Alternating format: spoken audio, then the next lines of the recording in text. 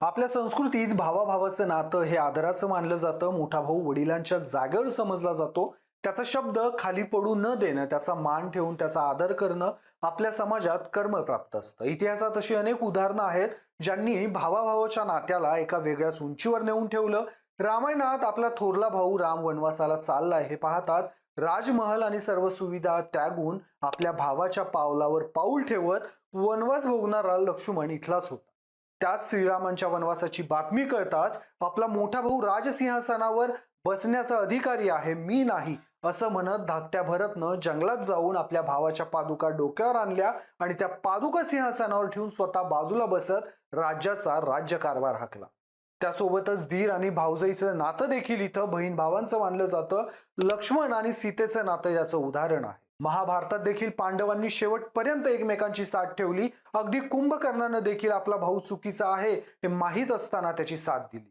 अशी एक ना एक अनेक उदाहरणं आपल्याला इतिहासात सापडतील, ज्या उदाहरणांमधून भावाभावाचं प्रेम, आदर, धीर भाऊजाईचं पवित्र नातं आपल्याला दिसून येतं. लोक आजही प्रभू श्रीराम आणि लक्ष्मणाच्या बंधुप्रेमाचे दाखले देतात. मात्र आता त्याच भावाभावांच्या पवित्र नात्याला काळीमा फासणारी घटना पुढे आली आहे. दुर्दैवानं ज्या भूमीत सीता आणि लक्ष्मण या धीर भाऊजाईंच्या पवित्र नात्याचं उदाहरण दाखला म्हणून दिलं जातं, तिथंच भाऊजाईनं आपल्या धीराचा वंश संपवलाय.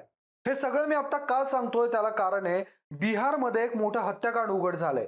ज्या हत्याकांडात सख्या भावानं आणि भाऊजाईनं आपल्या भावाचा वंश संपवलाय. नक्की काय झालंय या प्रकरणात हेच समजावून सांगतो पुढच्या काही मिनिटात. नमस्कार, मी शशी आणि तुम्ही पाहताय कट टू कट. 10 मेला बिहारच्या रामगड मोहन या बॉर्डरवर वाहणाऱ्या दुर्गावती नदीत तिथल्या स्थानिकांना 2 सुटकेस आढळून आल्या, ज्यामध्ये मानवी शरीराचे 18 तुकडे होते. त्यानंतर लगेचच 2 दिवसांनी 12 मेला अकोडी कालव्याजवळ एका पोत्यात डोकं नसलेल्या धड्यासह शरीराचे अन्य भाग आढळून आल्याची खबर पोलिसांना मिळाली. पोलीस घटनास्थळी पोहोचले. ते भागही पोलिसांनी ताब्यात घेतले. पोलिसांना दोनही ठिकाणी आढळून आणलेले बॉडी पार्ट त्यांनी फॉरेन्सिक तपासाकरता पाठवले आणि त्यातून धक्कादायक खुलासा झाला. हे सगळे बॉडी पार्ट मिळून 4 जणांचे होते आणि कहर म्हणजे डीएनए रिपोर्ट आल्यानंतर समजलं की हे बॉडी पार्ट एकाच कुटुंबातल्या व्यक्तीचे होते. त्यावरून पोलिसांना अंदाज आला की हे सामूहिक हत्याकांड आहे. पण हे बॉडी पार्ट ज्यांचे आहेत त्यांची ओळख पटवायची कशी? कारण सापडलेले अवयव हे त्या अवस्थेत नव्हते की ज्यावरून या मृतकांची ओळख पटवता येईल. डीएनए टेस्ट वरून हे कुटुंब एकच असल्याचं सिद्ध झालेलं, मात्र ते कुटुंब कोण आहे हे शोधायला अडचण होती. पण अशातच पोलिसांना एक क्लू सापडला. या बॉडी पार्ट वर एक कापडाचा तुकडा सापडला जो अंगणवाडीच्या ड्रेसवरील शिलाईचा टॅग होता. त्याच्या मदतीनं पोलिसांनी तपास सुरू केला आणि त्या तुकड्याच्या लेबलवरून पोलीस डरहक गावाजवळ पोहोचले.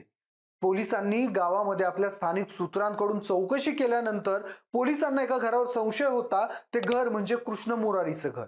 कृष्ण मुरारीच्या कुटुंबात त्याचा भाऊ, आई, भाऊजे असे मेंबर होते. पण कृष्ण मुरारीचं कुटुंब 1-2 दिवसापूर्वी अचानक गायब झालेलं गावकऱ्यांना लक्षात आलेलं. पोलिसांनी कृष्ण मुरारीच्या घराजवळचे सीसीटीव्ही फुटेज चेक करायला सुरुवात केली आणि याच घरातला धाकटा मुलगा विकासचा वावर पोलिसांना थोडा संशयास्पद वाटला. पोलिसांनी घरातील इतर सदस्यांना रिमांडमध्ये घेतलं. त्यांची चौकशी करू लागले. सुरुवातीला उडवाउडीचं उत्तर देणाऱ्या कृष्ण मुरारीच्या आईनं आणि धाकट्या अपंग भावानं एकदा पोलिसी खाक्या दाखवल्यावर पोपट्यासारखं तोंड उघडायला सुरुवात केली. रामगड पोलीस ठाण्याच्या हद्दीतल्या या डरहक गावात कृष्ण मुरारी, त्याची पत्नी, त्याची 2 मुलं अशा कुटुंबासोबत राहायचा. सोबत त्याचा लहान दिव्यांग भाऊ गौतम, गौतमची बायको, सोबतच कृष्ण मुरारीची आई असे सगळेजण एकत्र राहायचे. कृष्ण मुरारीला तो धरून 4 भाऊ होते. यातले 2 जण गावात होते, ज्यातला एक जण गौतम दिव्यांग आहे.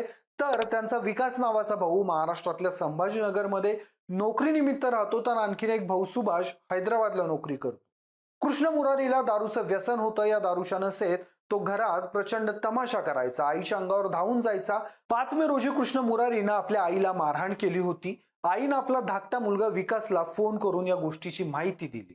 कृष्ण मुरारीची आई कृष्ण मुरारीच्या दारूच्या व्यसनाला आणि तमाशाला कंटाळून गेली होती. मुरारीचे 2ही भाऊ कामानिमित्त बाहेर गावी होते. मात्र धाकटा दिव्यांग गौतम घरीच असायचा. तो देखील आईसोबत मुरारीच्या दारूला कंटाळला होता. पण शारीरिक मर्यादेमुळे तो हतबल होता. आपल्या आईचा फोन आल्यानंतर विकास चिडला. एकदाच काय ते सोक्षमोक्ष लावावा म्हणून आपला मित्र दीपक कुमार राजपूतला घेऊन विकास बिहारमध्ये पोहोचला. 7 मे रोजी विकास आणि त्याचा मित्र दीपक खोलीत बसले होते. त्यावेळी कृष्ण मुरारी तिथं आला. विकासनं शेअर मार्केटचा विषय काढला. तिघही त्यावर चर्चा करू लागले.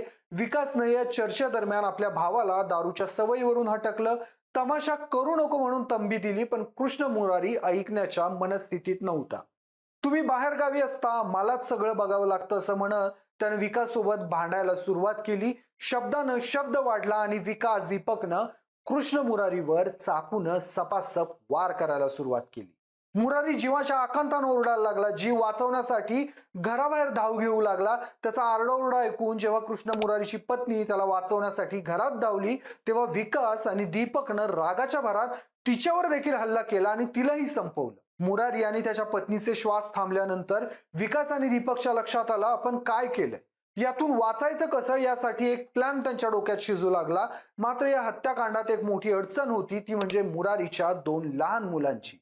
त्यांनी जर गावात आमचे आई वडील गायब झालेत किंवा त्यांच्यासोबत काही अनर्थ घडलाय असं तोंड उघडलं असतं तर अवघड होतं.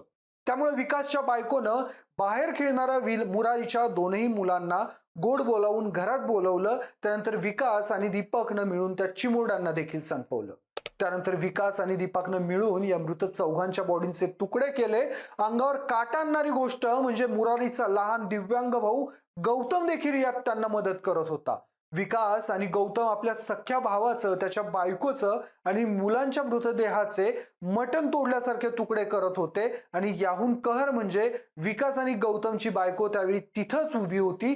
मुरारीची आई आपल्या डोळ्यांनी हे सगळं बघत होती. यानंतर या आरोपीनं ही 4ही डोकी आणि शरीराचे तुकडे बॅग आणि पोत्यांमध्ये वेगवेगळे भरले. स्कूटीवरून 2 वेगवेगळ्या ठिकाणी फेकून दिले. सुटकेसमध्ये भरलेले मृतदेहाचे तुकडे रामगड मोहानी या बॉर्डर मधल्या दुर्गावती नदीत फेकले, तर पोत्यात भरलेले मृतदेहांचे तुकडे कालव्याजवळ फेकले. पुरावा नष्ट करण्यासाठी त्यांनी घरात पसरलेलं रक्त धुवून टाकलं आणि फरशीवर त्यांनी नव्यानं सिमेंटही लावलं. कृष्ण मुरारीच्या कुटुंबाची हत्याकांडाची सगळी स्टोरी पोलिसांच्या हातात होती. मात्र एक अडचण होती. घटना घडल्यानंतर विकास आपला मित्र दीपकला सोबत घेऊन काहीच झालं नाही या आविर्भावात गावावरून पुन्हा संभाजीनगरला आला होता. पोलिसांच्या पथकानं अत्यंत शिताफीनं कसलाही संशय येऊ न देता विकास आणि त्याच्या मित्राला संभाजीनगर मधून उचललं.